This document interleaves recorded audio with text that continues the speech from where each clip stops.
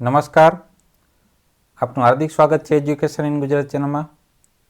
આજે આપણે ધોરણ ત્રીજાનું કલશોર વિષય, જે ગુજરાતી પ્રથમ ભાષા છે, એમનો છઠ્ઠો પાઠ બતક અને અથવા પણ હંસ, આ પાઠનું નામ છે.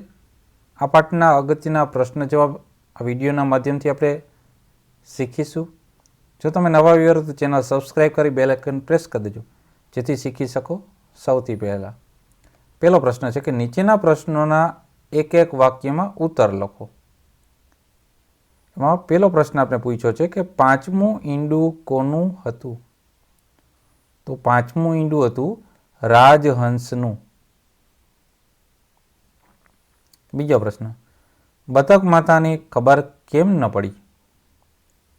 તેનો જવાબ છે બતક માતાને ખબર ન પડી કારણ કે બધા જ ઈંડા એક સરખા હતા. ત્રીજો પ્રશ્ન, તેને બધા કદરૂપું કહેતા હતા, તેનું કારણ શું હતું? તેનો ઉત્તર છે તેને બધા કદરૂપું કહેતા હતા કારણ કે તે બધાથી અલગ હતું. પાંચમું ઈંડું હતું રાજહંસનું, એ બધાથી અલગ હતું. ચોથો પ્રશ્ન, કદરૂપા બતકે ઘર છોડવાનું નક્કી કેમ કર્યું? તો કદરૂપા બતકે ઘર છોડવાનું નક્કી કર્યું કારણ કે તેની સાથે બીજા બચ્ચા રમતા નહીં અને તરતા પણ નહીં, એટલા માટે એને ઘર છોડવાનું નક્કી કરી દીધું.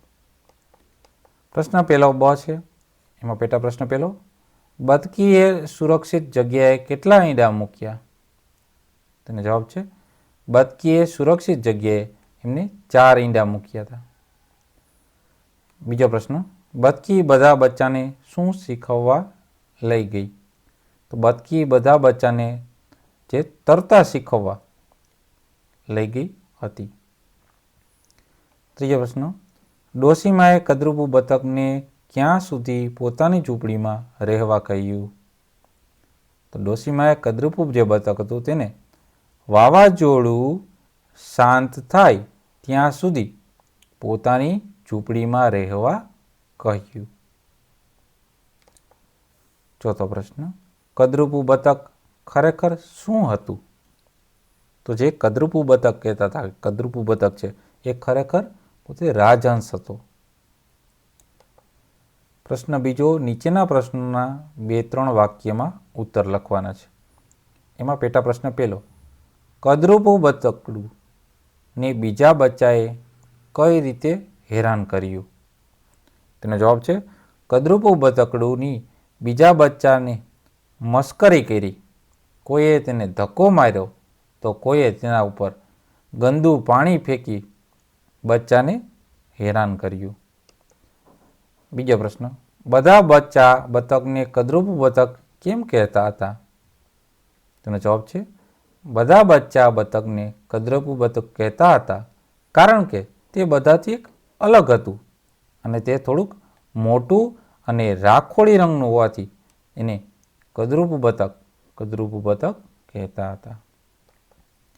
ત્રીજો પ્રશ્ન, બતકને તે રાજહંસ છે એવું કોણે સમજાવ્યું અને કેવી રીતે?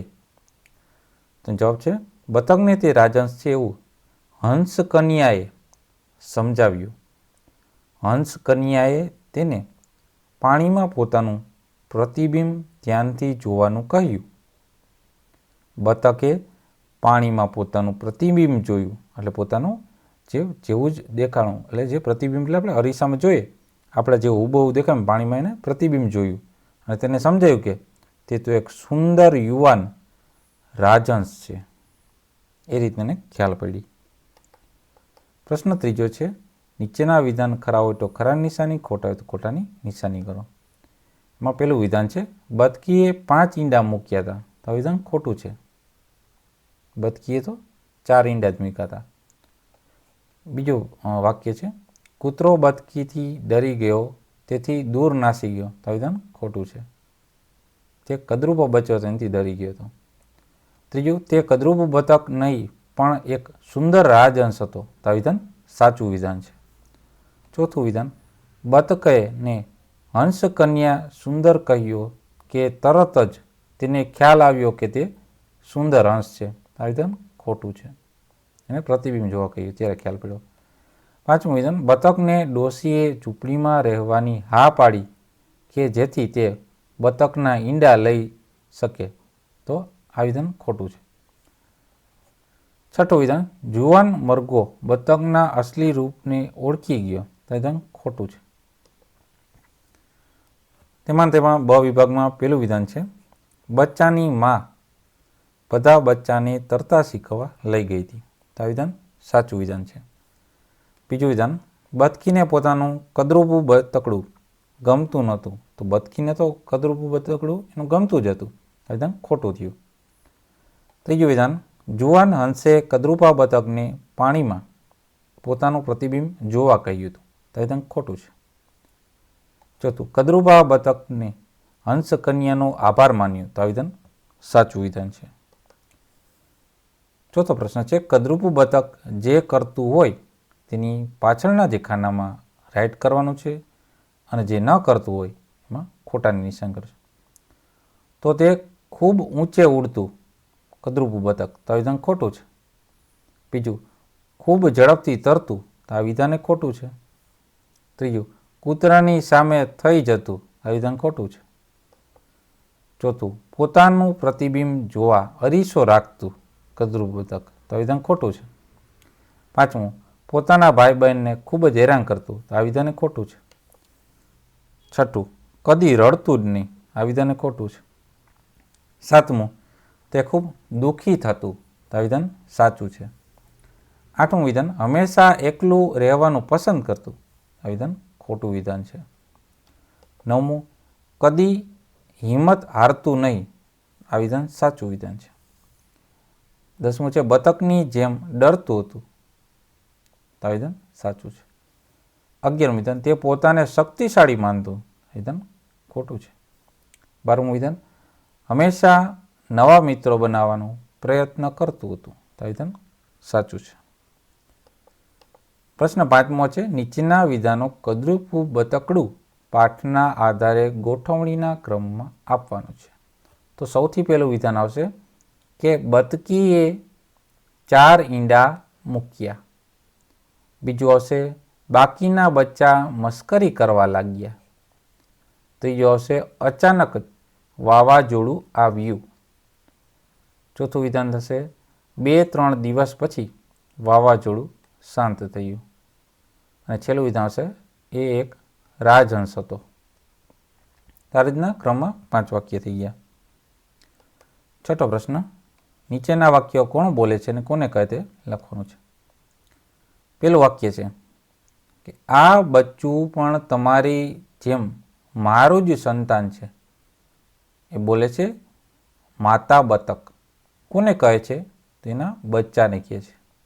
બીજું વિધાન, વાવાઝોડું શાંત થાય ત્યાં સુધી તું અહીં રહી શકે છે. એ ડોશીમાં બોલે છે અને કોને કહે છે? તો કે કદરૂપા બતકડાને. ત્રીજું વિધાન, હું કદરૂપું છું એટલે તું મારી મજાક કરે છે. તો આ કોણ બોલે છે? તો કદરૂપું બતકડું બોલે છે. કોને કહે છે? હંસ કન્યાને કહે છે. ચોથું વિધાન, અરે તું ભૂલું પડી ગયેલું છે. તો આ કોણ બોલે છે? તો વૃદ્ધ હંસ બોલે છે. કોને કહે છે? તો કદરૂપા બતકડાને. પાંચમું વિધાન, અમે તેની સાથે નહીં રમીએ. કોણ બોલે છે? તો કે બતકના બચ્ચાઓ બોલે છે. કોને કહે છે વાત? તો આ એની માતા બતકને કહે છે. છઠ્ઠું વિધાન, તું મારો મિત્ર બનીશ. કોણ બોલે છે? તો કે હંસ કન્યા બોલે છે. કોને કહે છે? તો કદરૂપા જે બતકડું હતું એને કહે છે.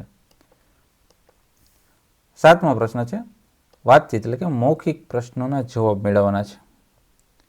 એમાં પહેલો પ્રશ્ન, જો આ કદરૂપું બતકડું તમારી પાસે આવ્યું હોય તો તમે શું કર્યું હોત?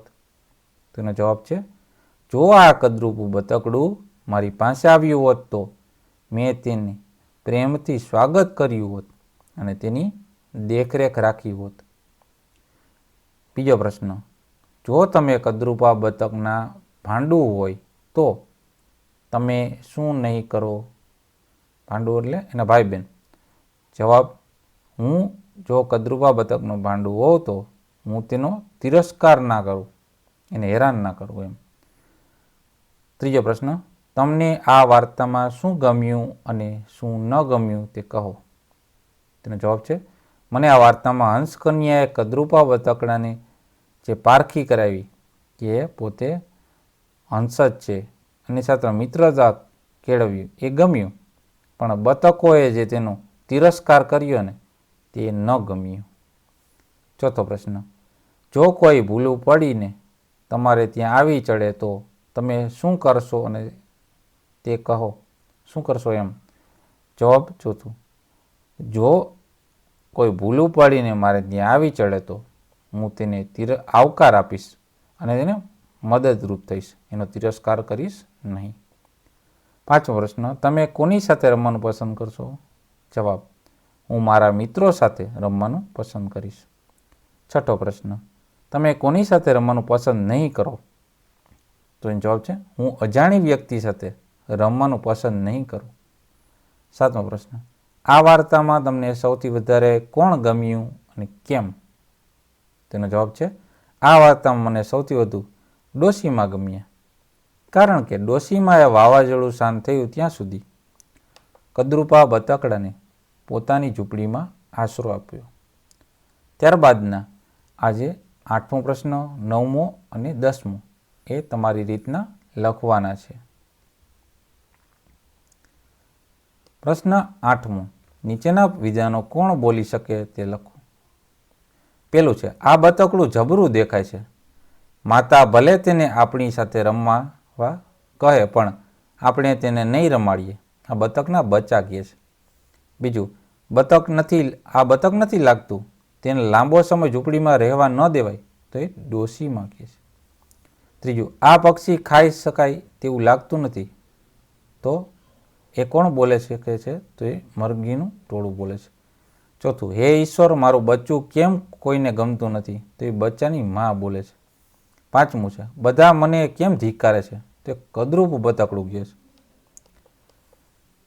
પ્રશ્ન 9મો છે, દરેક પ્રશ્નના આખા વાક્યમાં 2 વાર જવાબ આપવો અને 1 વાર એટલે સાથે અને બીજી વાર તેથી વાપરીને આના જવાબ આપવા છે. પહેલો પ્રશ્ન છે, મુનિ કેમ રડે છે? તો મુનિ ઘોડિયામાંથી બહાર નીકળવું છે એટલે તે રડે છે. બીજું વાક્ય થશે કે મુનિને ઘોડિયામાંથી બહાર નીકળવું છે તેથી તે રડે છે. એકવાર એટલે અને એકવાર તેથી ઉપયોગ કરીને આપણે જવાબ આપ્યા. બીજો પ્રશ્ન, તુષાર અડે ત્યારે મુનિ શા માટે વધારે રડે છે? તો તુષારના હાથ ભીના છે ને એટલે તે અડે ત્યારે મુનિ વધારે રડે છે. બીજો જવાબ આપશું, તુષારના હાથ ભીના છે તેથી તે અડે ત્યારે મુનિ વધારે રડે છે. એટલે અને તેથી વાક્ય જવાબ આપવાના સારી રીતના જોડીને. ત્રીજો પ્રશ્ન, તુષાર હાથ શા માટે લૂછતો નથી?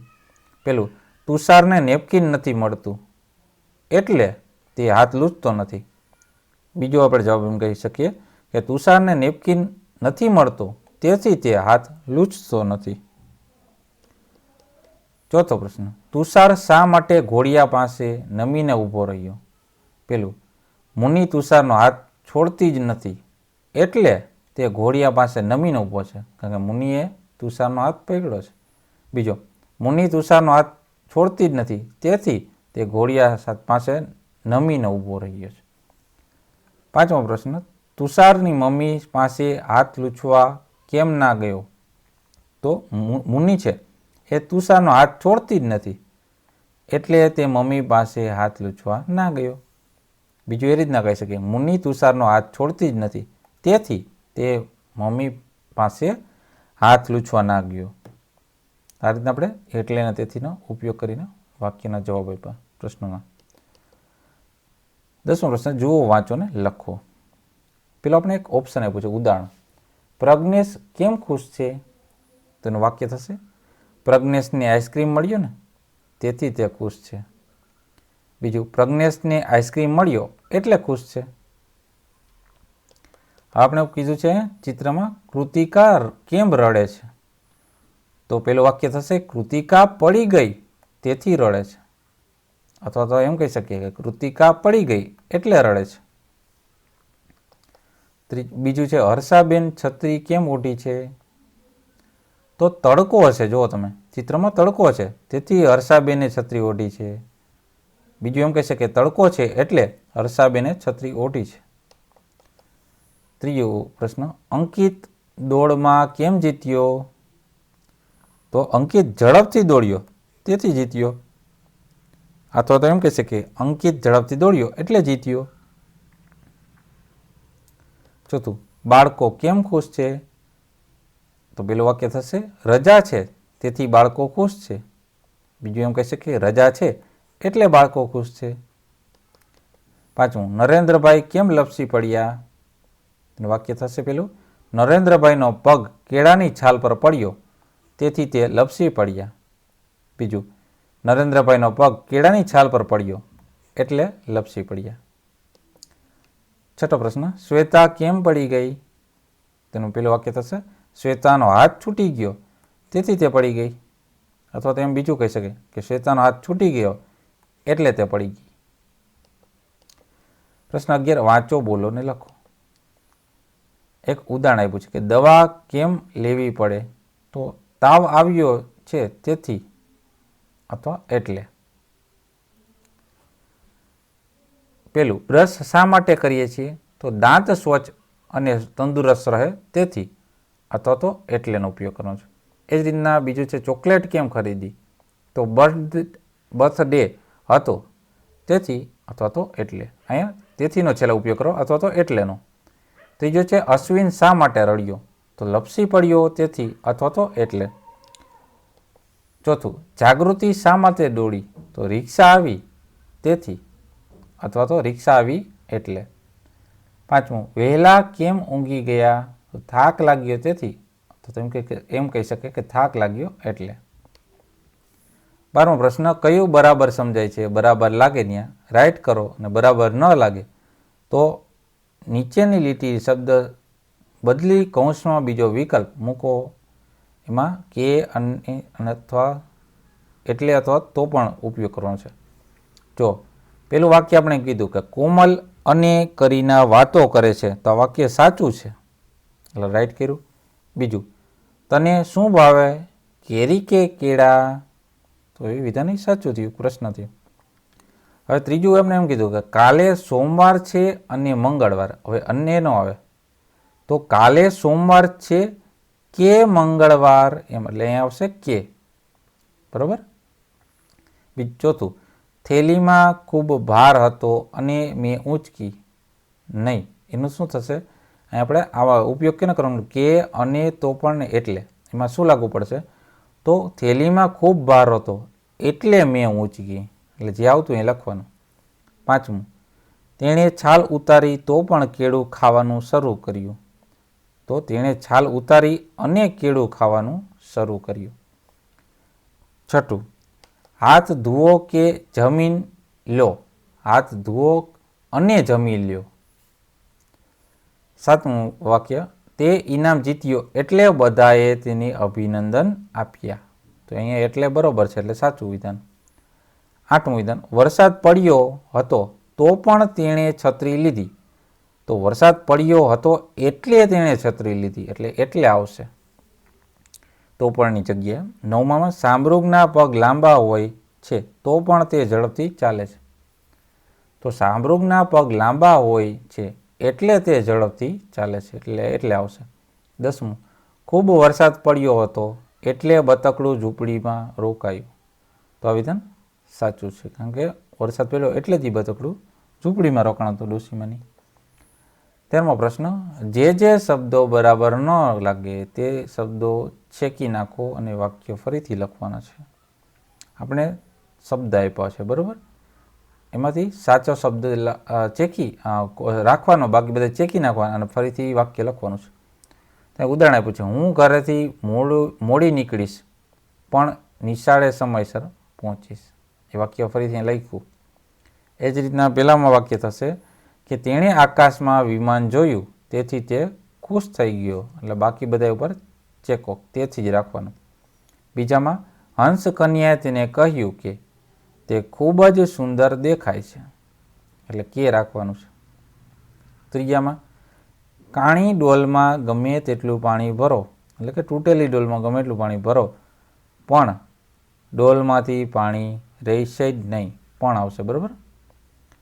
ચોથું, રસ્તામાં કેળાની છાલ હતી તેથી તેનો પગ લપસી ગયો. 14મો પ્રશ્ન છે, કૌંસમાં શબ્દોમાંથી યોગ્ય શબ્દ પસંદ કરી આ સંવાદ પૂરો કરવાનો છે. એમાં અને, પણ, તો પણ, કે, એટલે અને અથવા આ બધાનો ઉપયોગ થવો જોઈએ.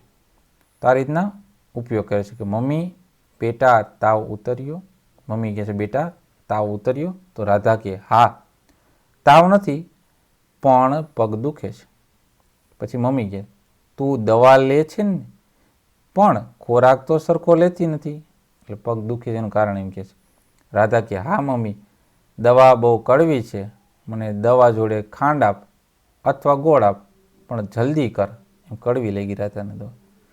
મમ્મી કહે જો બેટા ડૉક્ટર અંકલ કહેતા હતા કે દવા કડવી હોય તો પણ લેવી જ પડશે જ.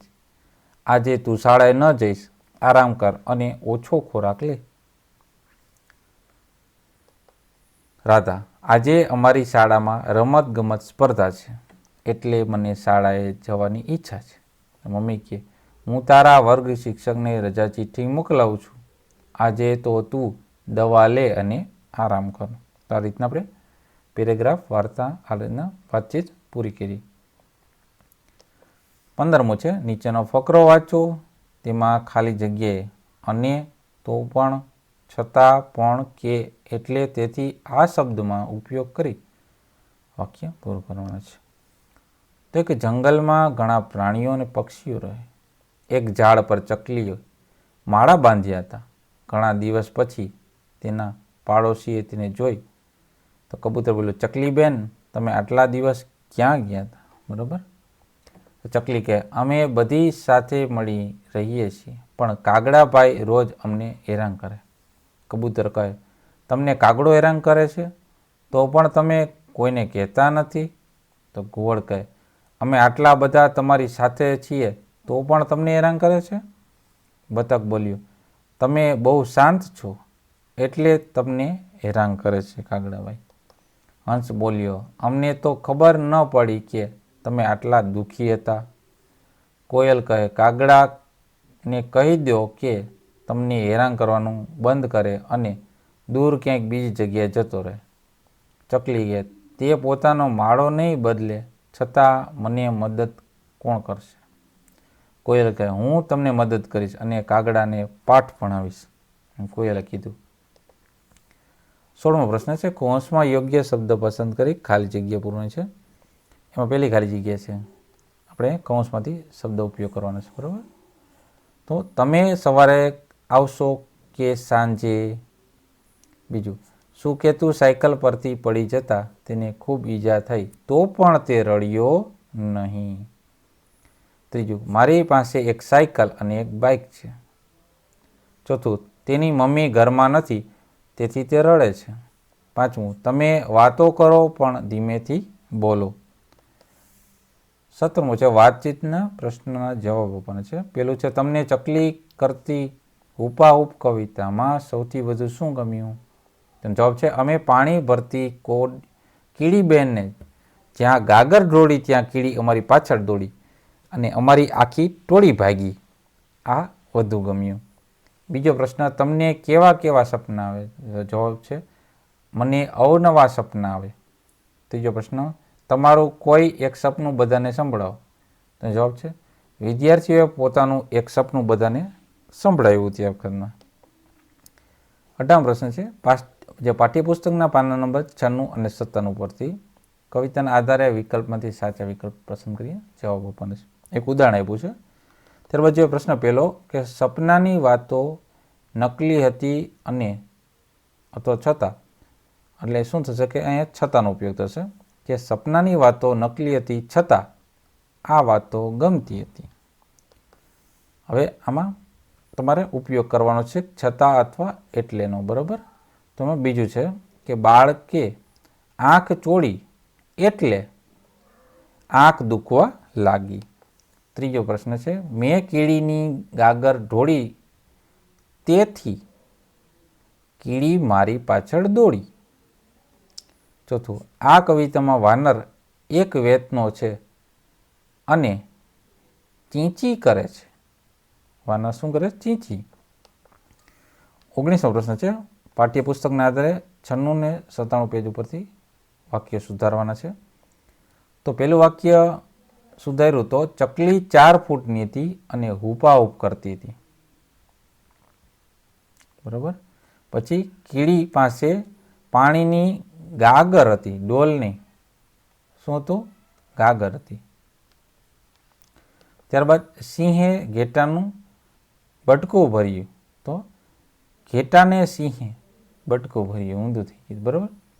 ચોથું, ચામાચીડિયું ઝાડ પર લટકતું હતું, તો ચામાચીડિયું ઝાડ પર નહીં ફળિયામાં ચણતું હતું, એમાંથી ફેરફાર કર્યો. પાંચમું, કીડીએ ઝટકો ભર્યો એટલે સપનું ઉડી ગયું. અમે જરાક આંખો ખોલી એટલે સપનું ઉડી ગયું. 20મો પ્રશ્ન છે, આપણે શબ્દોમાં ઓછામાં ઓછા 3 શબ્દો વાપરવાના છે અને બનાવવાના. બરાબર. શબ્દો આ દાખલા વરસાદ છે એમાં સાદ, વર, વદ, દર, સા અને સાવ. તો એના વાતાવરણના શું થશે? તો વાતાવરણ થશે રણ, વાવ, વર, તાણ, વાર, તાવ, રવ અને તાર. આપણે શબ્દોને આગળ પાછળ કરીને થોડાક શબ્દોનો ઉપયોગ કરીને એક બીજો શબ્દ બનાવો છે. રાજહંસમાંથી રાજ, હંસ, જરા, રાસ અને જસ થશે. જ્યારે બાળપણમાં બાળ, પણ, પડ, બાપ અને બાણ થશે. મનપસંદમાં થશે મન, પસંદ, નમ, દમન, પદ અને સંપ થશે. ત્યારે જળ કુકડીમાં જળ, કુકડી, કડી, કુળ, જડી, કળ અને જગ થશે. એ જ રીતના માનસરોવર છે તો માન, વર, નર, માસ, રસ, મારો અને નસ થશે. નવજીવનનો થશે વન, જીવન, નવ, જીવ અને જીન થશે. ધમાચકડીનું થશે કડી, માળી, ધડી, ચડી, ચક અને ધક્ક થશે. પ્રશ્ન 21 છે, જૂથમાં કામ કરો. દરેક શબ્દ માટે આપેલા વાક્ય વાંચો. દરેક શબ્દ માટે એક નવું વાક્ય બનાવો. લખો. તમારું વાક્ય બીજા જૂથના વાક્ય સાથે સરખાવવાનું છે. પેલું છે સળવળ્યું, એટલે કે ધીમેથી હલ્યું. તો આપણે વાક્ય બનાવ્યું કે સહેજ અવાજ થતાં જ ઘોડિયામાં ઊંઘતું બાળક સળવળ્યું. બીજું થશે ડોકિયું કરવું, એટલે કે નજર નાખી. તો બારણું ખુલતા કોણ આવ્યું છે તે જોવા દાદાએ રજાઈમાંથી ડોકિયું કર્યું. ત્રીજું થશે પ્રતિબિંબ, એટલે કે અરીસામાં કે પાણીમાં દેખાતી પોતાની જ આકૃતિ. તો અર્જુનને પાણીમાં માછલીનું પ્રતિબિંબ જોઈને બાણ છોડ્યું. ચોથું સંતાન, એટલે કે પુત્ર હોય કે પુત્રી. તો આપણે સૌ ભારત માતાના સંતાન છીએ. પાંચમું સુરક્ષિત, એટલે કે સલામત. જંગલમાં વાઘને જોતા જ અમે સુરક્ષિત સ્થળે સંતાઈ ગયા. છઠ્ઠું છે નામ પાડવું, એટલે કે બીજા નામે બોલાવવું. એટલે કે યશ ઠીંગણો અને જાડો છે તેથી તેનું નામ અમે છોટા ભીમ પાડ્યું છે. સાતમું કદરૂપું, એટલે બેડોળ, જેનો દેખાવ ન ગમે અથવા તો સુંદર ન હોય તેવું. તો કૃષ્ણએ કદરૂપી કુબજાને રૂપાળી બનાવીને દીધી. બરાબર. 22મું શું ઘાટું, શું ઝાખું તે લખો.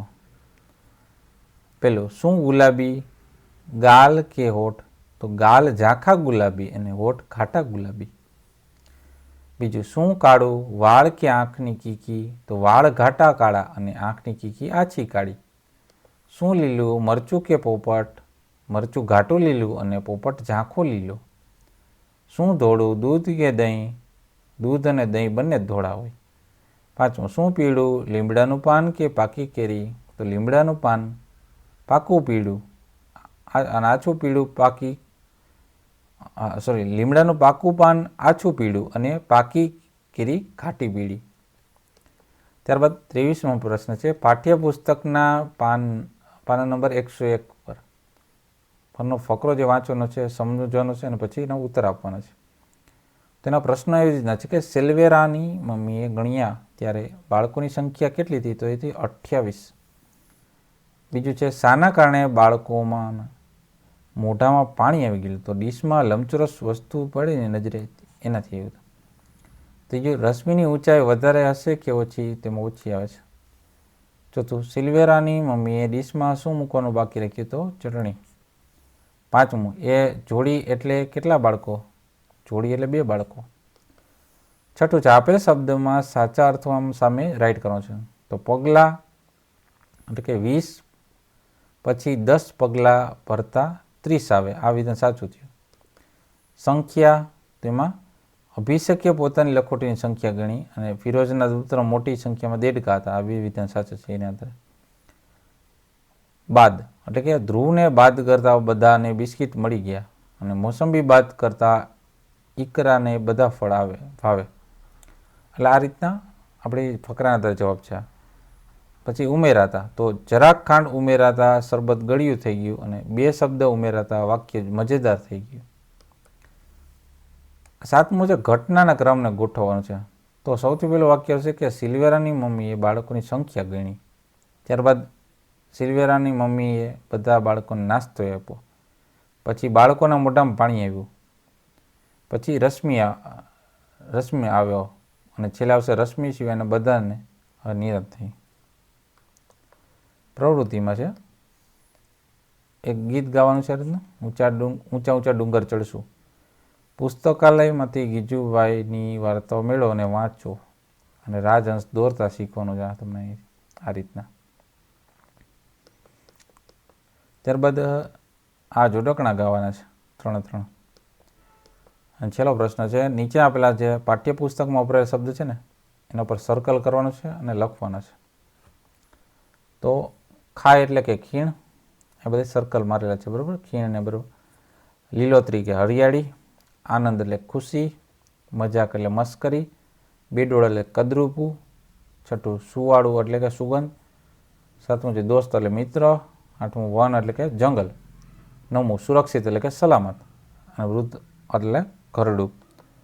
તો આ આપણે છીએ ધોરણ 3નું કલસોર વિષયનું સેમેસ્ટર 2નો 6થો પાઠ.